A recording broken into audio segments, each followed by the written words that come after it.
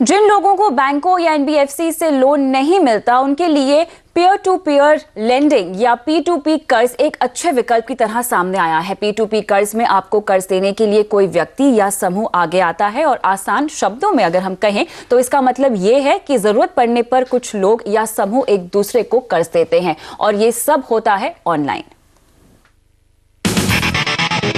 Peer to peer lending banking का नया तरीका है जिसका हिस्सा हर कोई बन सकता है। हालांकि भारत में अभी ये शुरुआती चरण में है।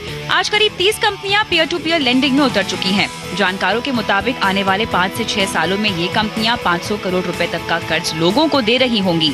ये कंपनियां निजी जरूरतों के लिए 30,000 से लेकर 5 लाख तक और कारोबार के लिए 15 लाख तक का लोन देती हैं। इनकी शर्तें आसान होने की वजह से कई लोग बैंकों और एनबीएफसी के बजाय P2P लेंडिंग कंपनियों के पास जा रहे हैं।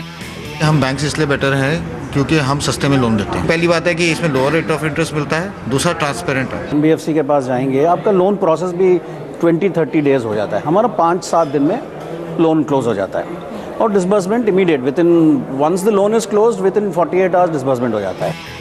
एक्सपर्ट्स के मुताबिक P2P लेंडिंग कर्ज लेने वालों के लिए एक अच्छा विकल्प है, लेकिन कुछ बातों का ध्यान भी रखना जरूरी होगा।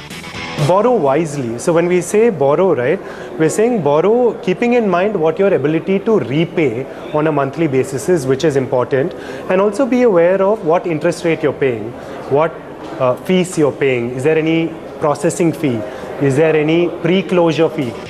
P2P लेंडिंग फाइनेंशियल इंक्लूजन की दिशा में भी बड़ी भूमिका निभा सकता है, क्योंकि इसके तहत उन लोगों को भी कर्ज दिया जाता है जो आम बैंकिंग चैनल के जरिए कर्ज नहीं ले पाते। और इसकी अहमियत को देखते हुए ही RBI P2P लेंडिंग कंपनियों को NBFC के तौर पर रजिस्टर करने के प्रस्ताव पर विचार कर रहा है।